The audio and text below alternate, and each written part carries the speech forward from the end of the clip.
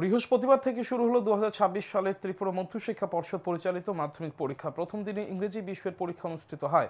দুপুর 12টা থেকে শুরু হয় পরীক্ষা। সমগ্র রাজ্যে মোট 69টি কেন্দ্রের 145টি ভেন্যুতে মাধ্যমিক পরীক্ষা অনুষ্ঠিত হয়েছে। মাধ্যমিক পরীক্ষার্থী রয়েছে 32,184 জন, তার মধ্যে ছাত্র 14,769 জন, ছাত্রী 17,415 জন। এবছর মাদ্রাসা আলিম পরীক্ষার্থী রয়েছে 155 জন। সংবাদ মাধ্যমের মুখোমুখি হয়ে এই তথ্য তুলে ধরেন ত্রিপুরা মধ্যশিক্ষা পর্ষদের সভাপতি। তিনি আরো জানান, এবছর মাধ্যমিক পরীক্ষা চলবে 24 মার্চ পর্যন্ত।